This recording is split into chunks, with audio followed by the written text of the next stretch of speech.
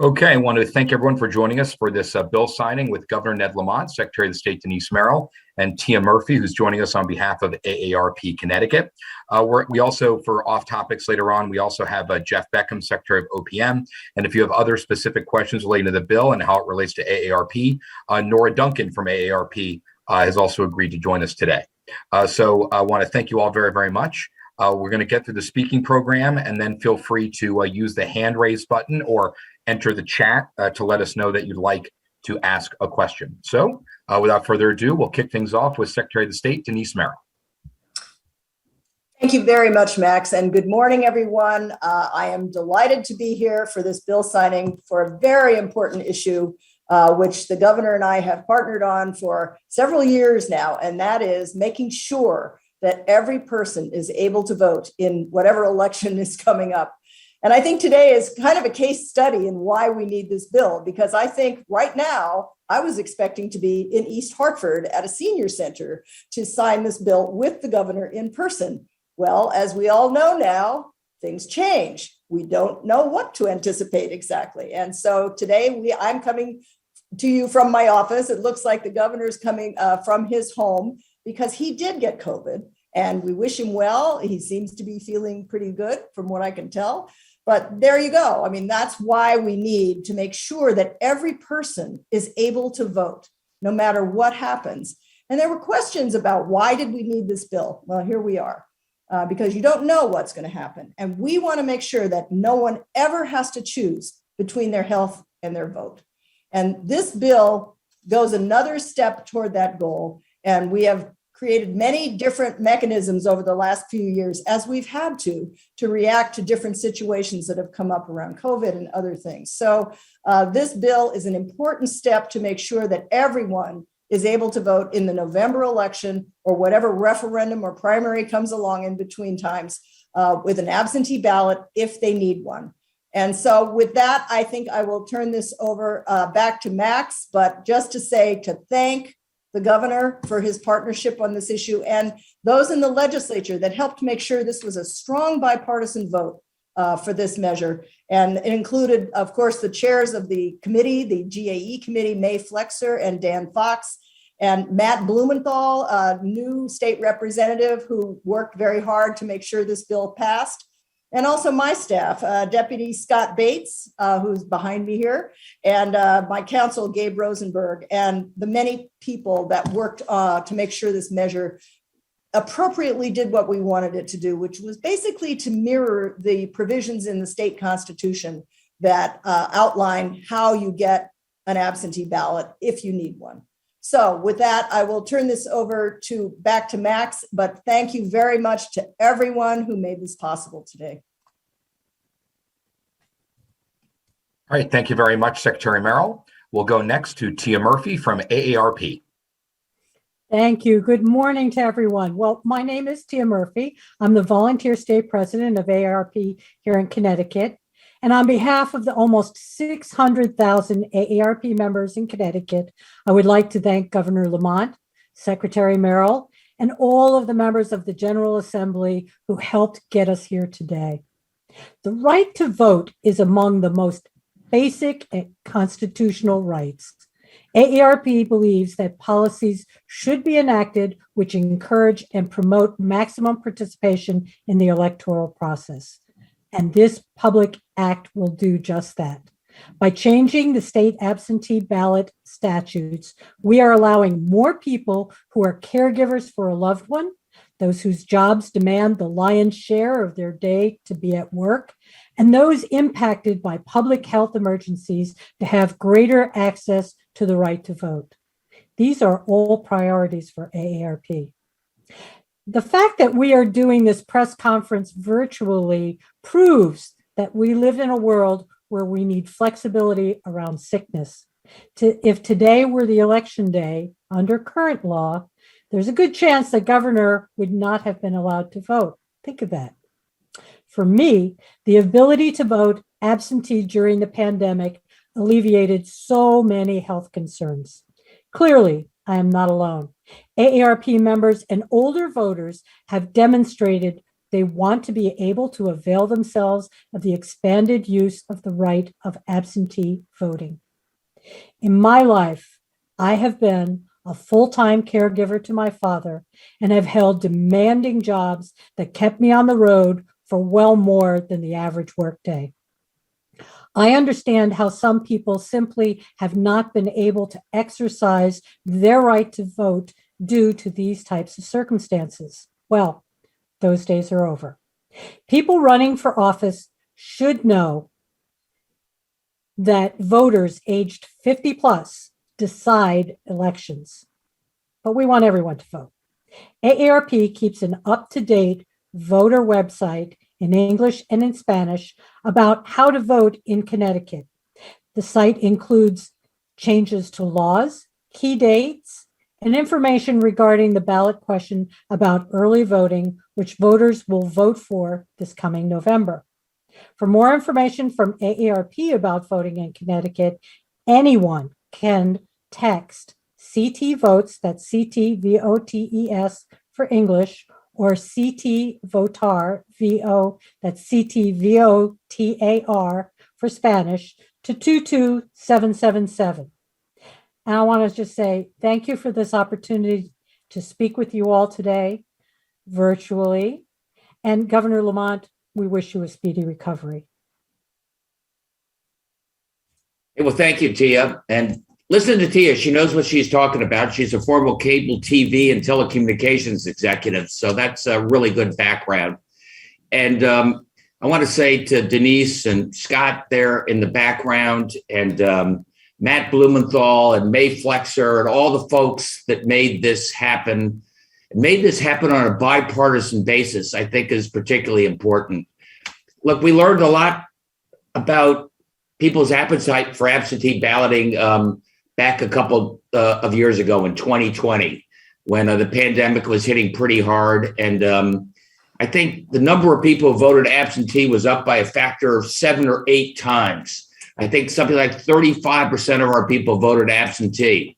It was much safer for them to be able to do it, and it's much easier for them to be able to do it. So I think this bill is incredibly timely. It allows not just for illness, it's not no excuses, but at least more excuses, absentee balloting. If you're a commuter, I know those folks, they always had to scramble to be able to vote because they had to catch the 6:20 train.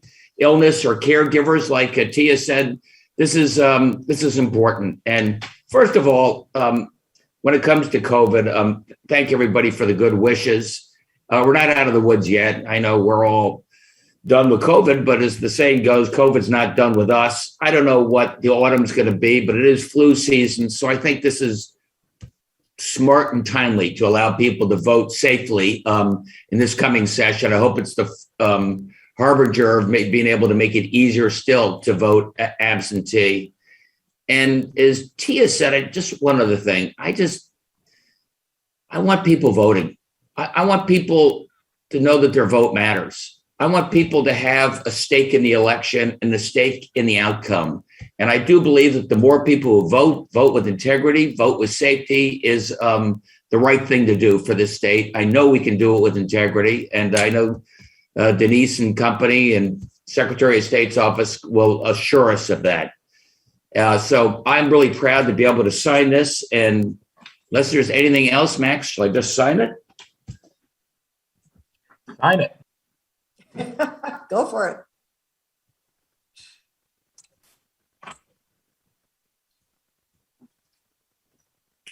Denise, I've got a plastic state of Connecticut pen reserved for you next time I see you. Thank you so much. It'll be my first. Don't worry, Secretary. We'll send it to you after it's been disinfected. Okay. And now we'll open it up to questions. If we could go on topic to start, we would appreciate that. And then go off topic afterward. I think I saw Paul Hughes' hand go up first. Paul, go ahead. Thanks very much. Governor, you talked about doing this with integrity.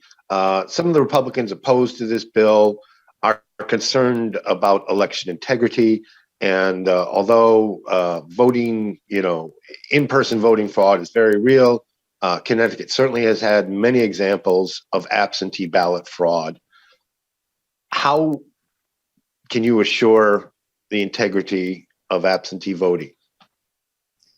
Look, I'm going to pass this right over to the Secretary of State, but the bigger point for me is this was overwhelmingly supported by Republicans and Democrats. I do believe, outside of some folks who didn't believe that, look, we got through 2020. I think that was a vote that was integrity. That was a vote where more people voted absentee than ever before in history. People want to be able to do it. They knew they can do it safely with integrity. What other safeguards, Denise? We have many, many safeguards, particularly in Connecticut. These claims that there's absentee ballot fraud are very overstated. We say it over and over again. You're right, Paul. There have been instances of a type of absentee ballot fraud, and we can remember some of them. They're very few and far between. They're usually a politically motivated kind of thing, and they are a drop in the bucket, and certainly well worth overlooking for the simple fact that we'd be able to allow so many more people to exercise their right to vote. So I could go down the list of checks and balances. The people that always claim that there's absentee ballot fraud, I always recommend go be a poll worker, go participate and see how actually this is all handled. I was just at a large registrar of voters conference yesterday. There were probably 500 or 600 people there. Those are the folks that manage these elections at the local level, along with the town clerks. And there are multiple checks on the system when the absentee ballots come in. We have new systems, IT systems that now people can track their ballot online. They can see when it's received. And we do know who is sending those ballots in. So I would just say, I hope the public doesn't let that narrative stand in the way of them exercising their right to vote. Okay, thanks. And while I got you, what's your sense of where things stand with the constitutional amendment? You need a 3/4 approval to get it on the ballot this November. What are you hearing? And Governor, I'd like to hear your position on the amendment as well. Yes. Now, it's important to know that the constitutional amendment that's on the ballot this year is not about absentee voting. It is about early voting, which is another reform that we think is very important to allow more people to vote. It's something that's done in 46 other states. So we're real outliers in not having other days besides Tuesday to vote. And again, those processes would be voted in by the General Assembly. My sense is it's strongly supported out in the public. The polling that I've seen on things like early voting is something like 80% of the public overall think it's a good idea that there are other days to vote. As far as hopefully the constitutional amendment on opening up our absentee balloting to be like many, many other states are, which is what we call no excuse absentee balloting. We'll have to wait another year because we did not get a 3/4 vote in the House and the Senate on that measure. So it'll have to go back to the next General Assembly, and then it will be on the ballot. And like I always say, all the people will be able to decide this issue. That's why it's going to be on the ballot. So that's people's chance to weigh in on this. My sense is it will pass this fall, certainly with the early voting, and we'll see if we can get the rest of it on the ballot in 2024. I'd only add, Paul, that I'm a strong supporter of it. I hope people vote for it. I think they support it. Early voting in this case, and then no excuses absentee balloting sometime. And it's worth noting that around the rest of the country, it's not partisan, it's not Republican, Democrat. I think you'll find states on both sides of the political equation are generally supportive of this. And as Denise says, we're a bit of an outlier here in Connecticut. Okay, thank you very much. We'll go next to Ken Dixon. Thanks, Max. Yeah, Paul was asking most of my stuff, but Governor, are you in Hartford or down in Greenwich? I'm not. Hartford. You're in Hartford, yeah, okay. Yeah. Paul was asking my questions. I wanted to go off topic. Can you just cycle me back in later, Max? Yep, absolutely, Ken. Thanks. Christine, go ahead. Thank you, Max. So, Governor, or Secretary of the State, Merrill, the town clerks were concerned about the cost of these absentee ballot applications and the strain that they would put on their offices. I know that you said you wouldn't be mailing absentee ballot applications to everyone, but is there any cost that the state is going to be picking up in order to provide these absentee ballots? If that's a question for me, Christine, no, there is no plan to mail absentee ballot applications to everyone. Towns are allowed to do it. They've always been allowed to do it. I think there's more concern about it now and concern that people understand that they can get an absentee ballot. But we don't have funding for that. We did it as a one-time thing in 2020 because it just seemed like we had to let people know that they were still eligible and able to vote. So towns are able to send applications out if they choose to. I don't know how many towns are going to be doing that. Several of them did it during the municipal election, but they bore the cost themselves. You're correct. There may be some federal money that we can use for that purpose, but we won't know until a little later on in the summer.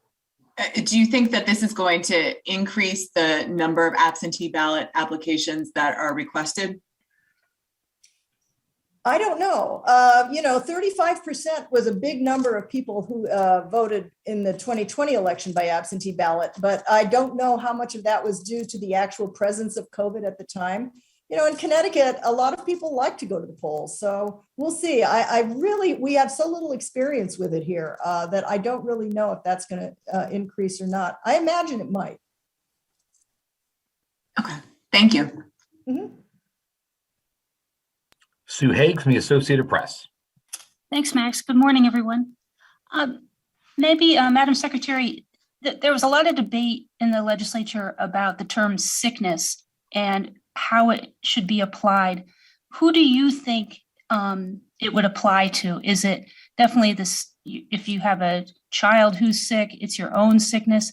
They seem to be a little hesitant to actually define it. So I wondered if you could please define it. Yes, I can't yet because I think we're going to need a legal opinion on that. Now that we have conformed the statute to the state constitution, we'll have to look at it. We'll have to look at the history of how that's been applied. And then we'll probably end up with an opinion from my office or from the Attorney General's office on that subject. So we'll see. What we've done is just basically take the limiting words out of the statute to make it mirror the Constitution. So we'll get back to you on that when we have a legal opinion ready to interpret it. But at this point, it's really informing the voters, and it's up to the voters to kind of determine whether they feel that they're unable to get to the polls due to whatever one of the exceptions they're using.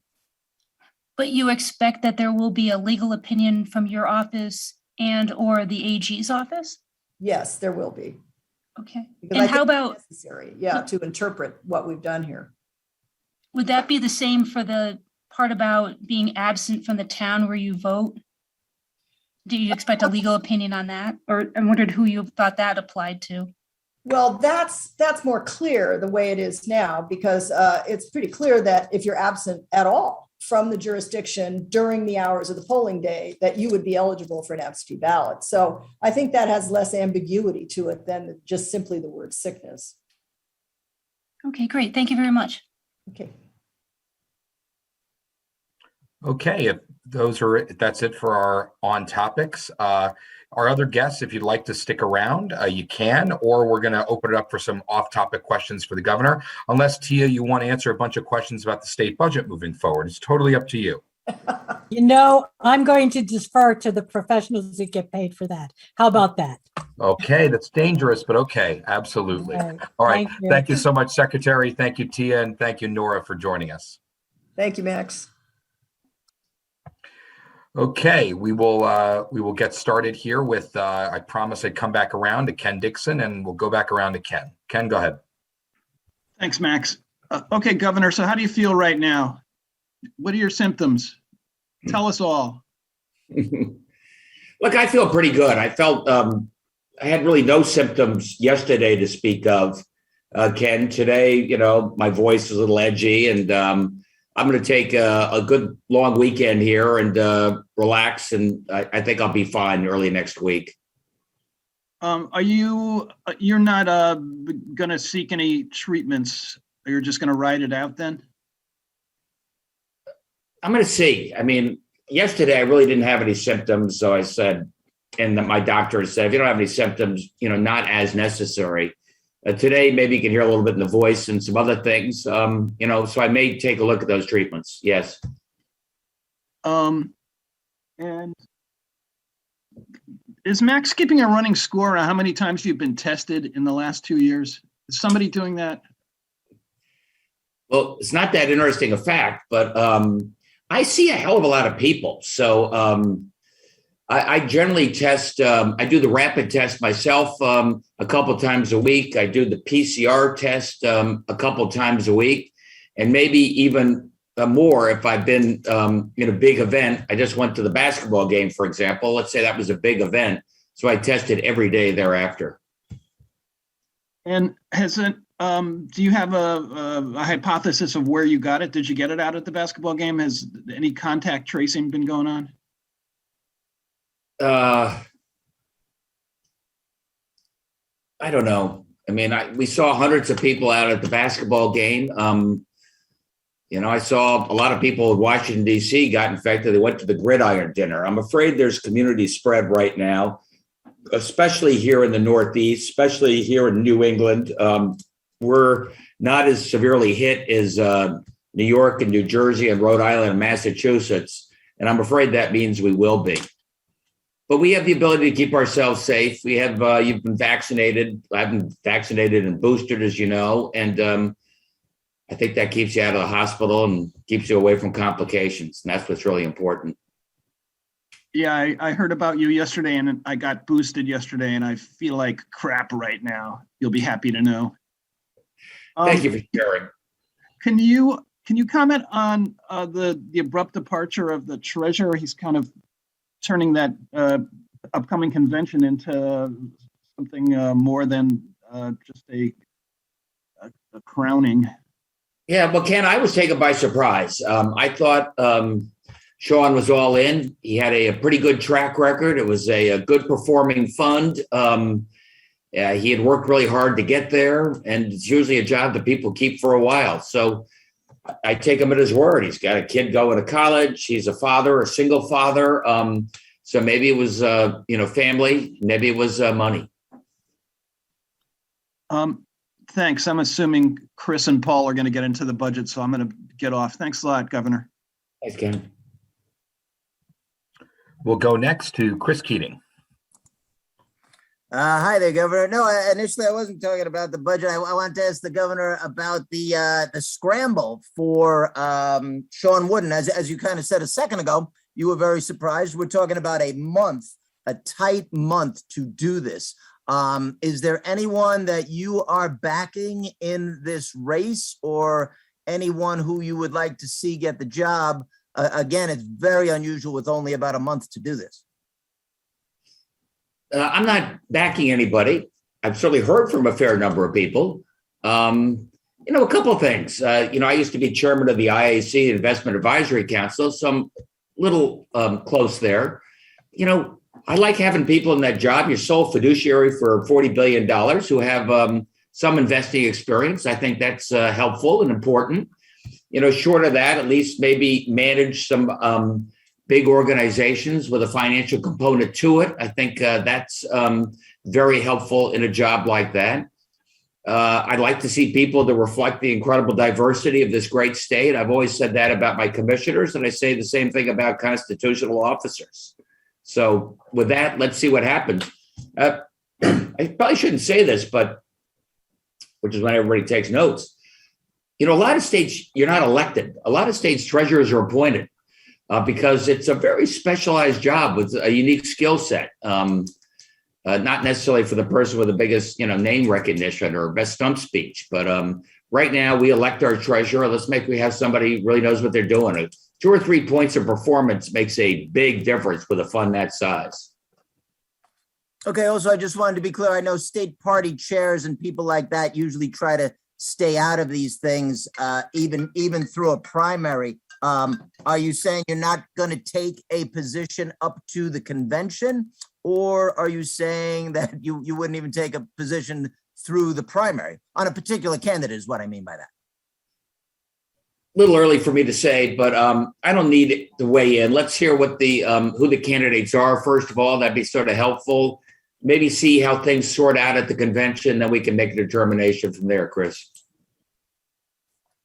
Okay. I guess we could talk about the budget too, but I will defer to a gentleman named Paul Hughes if he's next.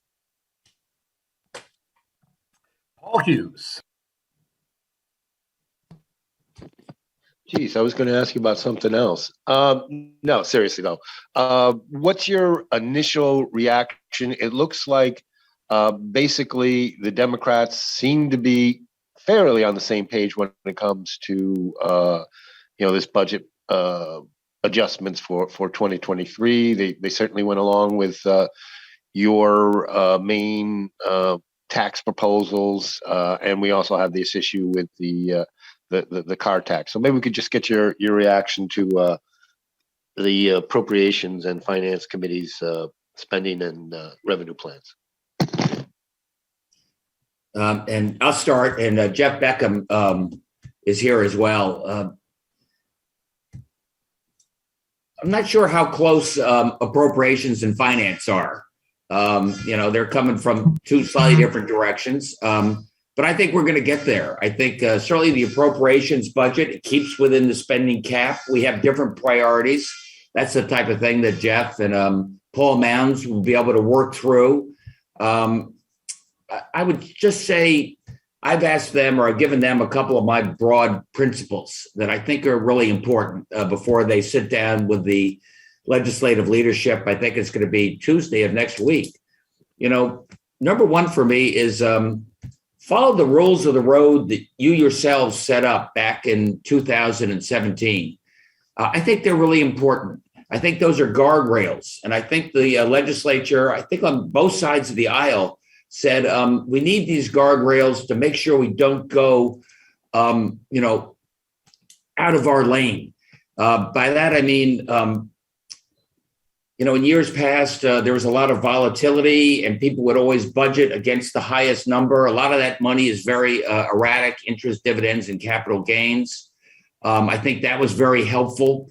There's something called the revenue cap. I think the finance committee, plays some games with that makes me worry. The revenue cap, up until 2017, everybody would budget right up 100% of revenues, giving you no room for flexibility. And then, they passed the budget in June, and then by October, everybody was saying, oh my gosh, the revenues didn't come in as much as I wanted. And you'd have this lurching from fiscal situation to fiscal crisis.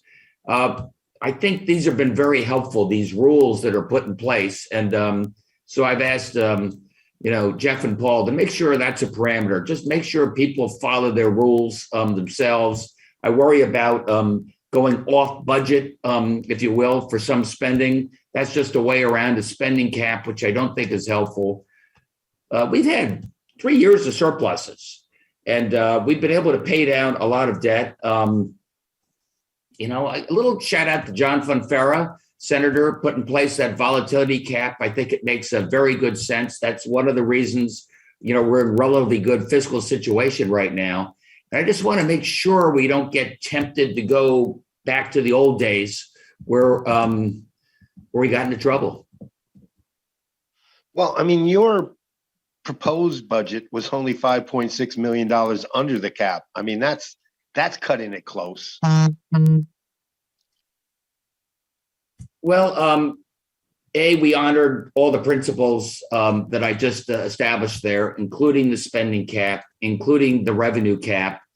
The other piece, Paul, that I worry about a little bit, which I worry about a lot, is people using one-time monies, for example, AARP monies, to make a down payment on long-term ongoing expenses. That's bad practice. All that does is leave you with a cliff in 2024. So I think these are some of the priorities that I have that I think Paul and Jeff are going to emphasize. But Jeff, do you want to add to that? Yes, sir. I would just comment to Mr. Hughes that we did go up 5 million to the spending cap, but that's with a revenue cap in place. So there was quite a bit above that was going to be set aside. So in an environment where you have a revenue cap, you can get close to a spending cap. If you don't have the revenue cap, then you go up to what your revenue is, then you're cutting it close. That's what would happen if you get rid of the revenue cap, which is what the Finance Committee is doing. So on that point, I'll just remark that if you take the Finance Committee, they're not actually, the governor alluded to there being not very close.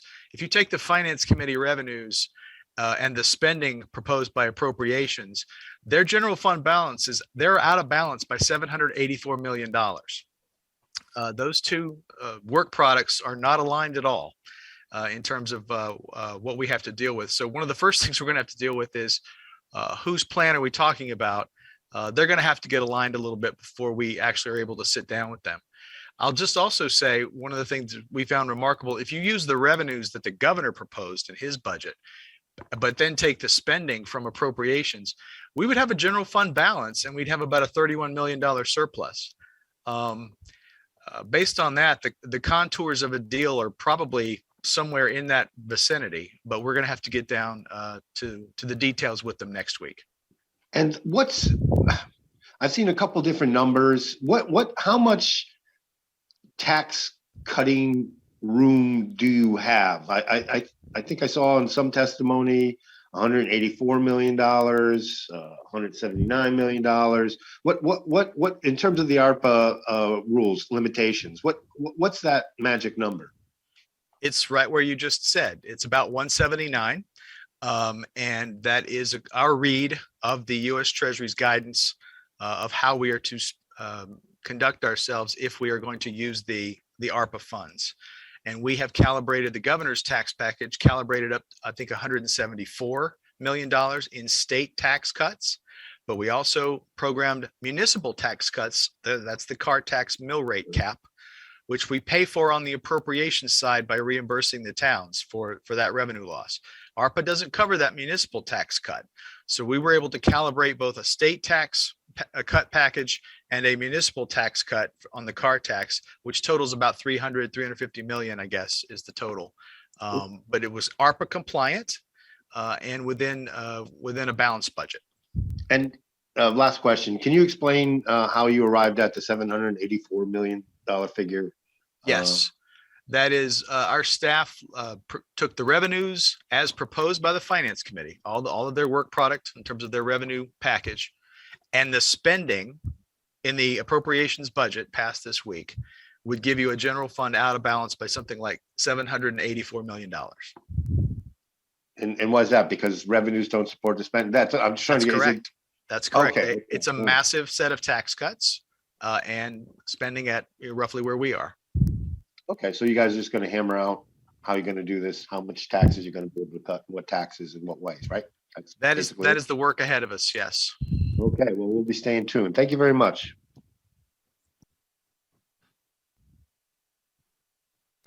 We'll go next to Christine Stewart. Thanks, Max. So I just wanted to talk a little bit about the car tax. So now we have 3, maybe 4 separate car tax proposals. Governor, what do you think of the finance proposal and the appropriations proposal? Look at your screenshot there. You always seem so amused by our response before we made it.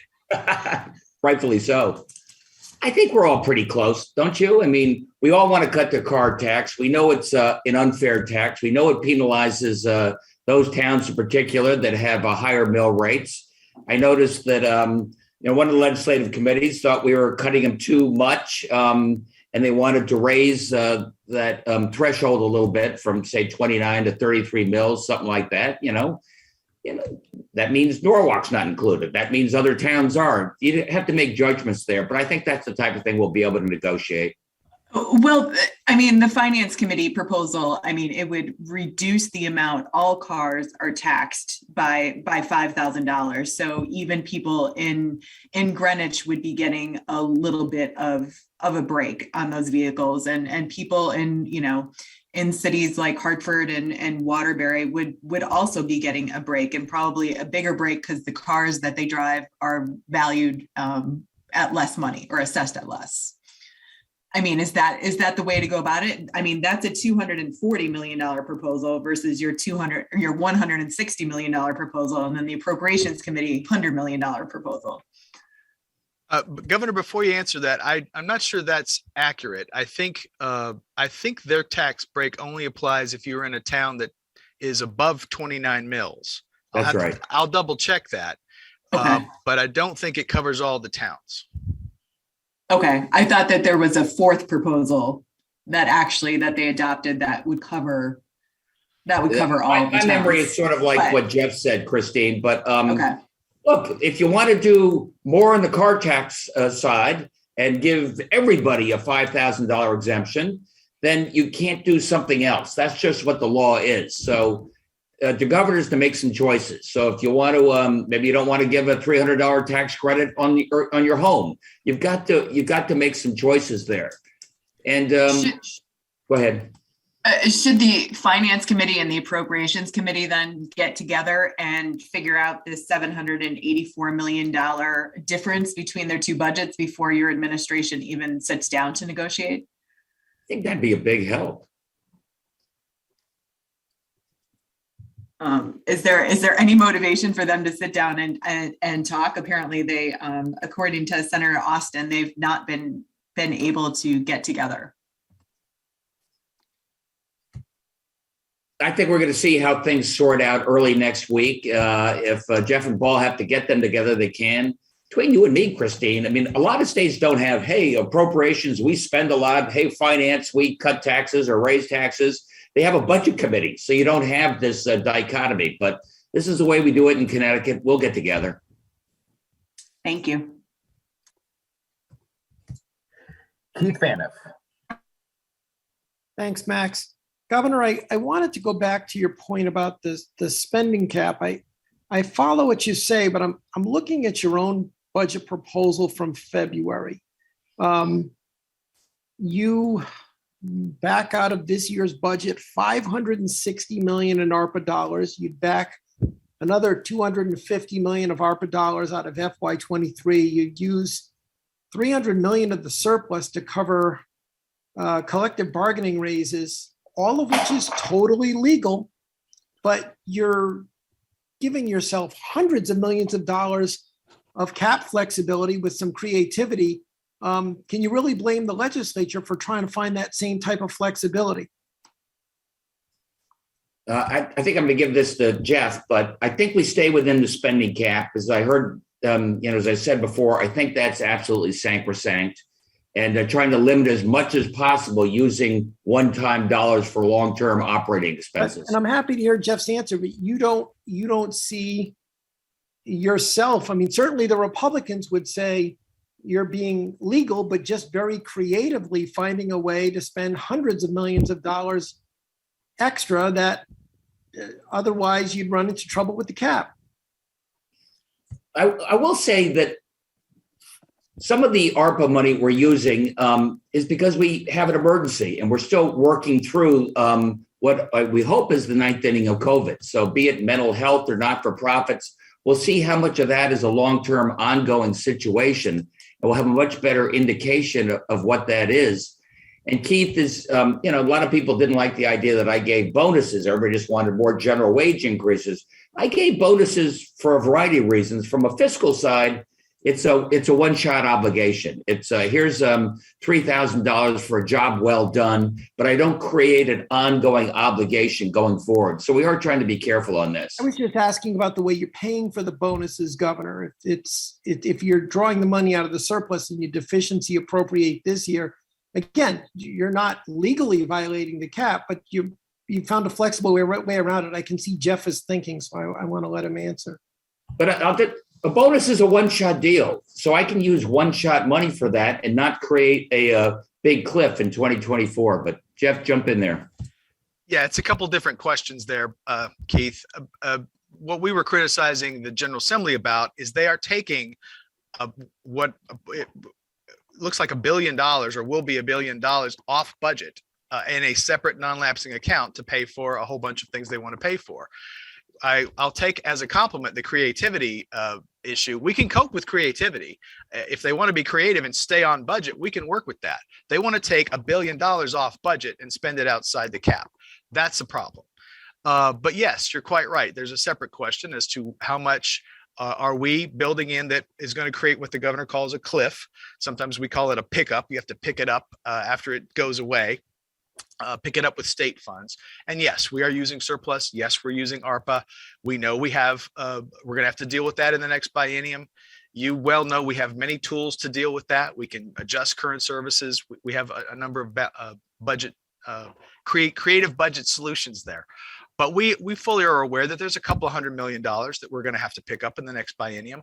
The trouble is what we've seen from the General Assembly is they're going to double that. It looks like there's another 300 million on top of maybe 250, 300 million that we know of that we're going to have to fix in the next biennium. So two different questions.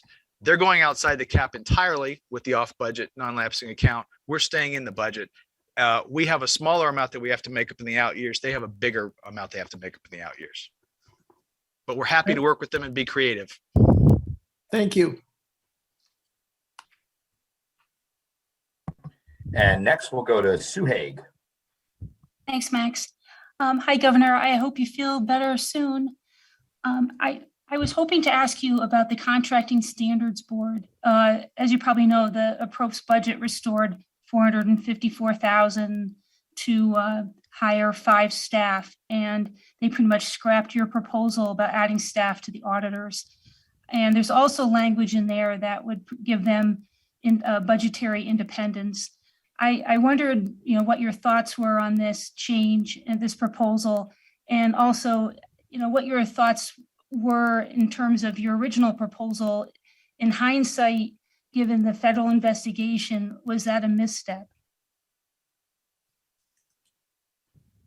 Well, as you know, Sue, we proposed putting 3 additional auditors, over at the Board of Auditors. And I thought that made sense. We got 100 people there. They audit all of our, business transactions. I thought that was an appropriate place to be and keep the state contract. But who cares? I mean, if they want those auditors over at the state contracting board, I think we're fine with that.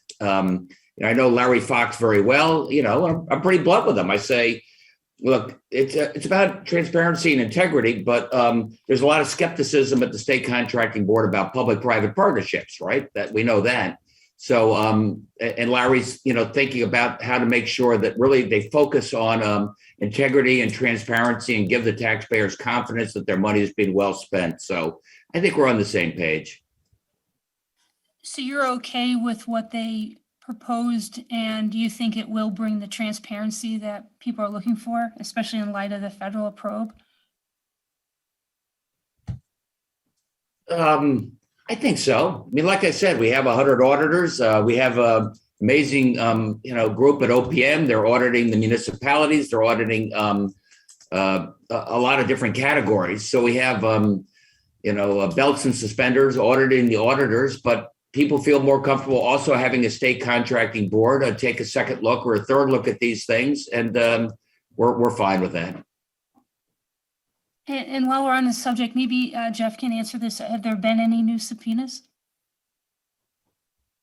I haven't seen any subpoenas. I'm not in that loop. Okay, great. Thank you, and feel better, Governor. Thanks, Sue. Okay, no more questions. Thanks, everybody. Nice to see you. Be safe.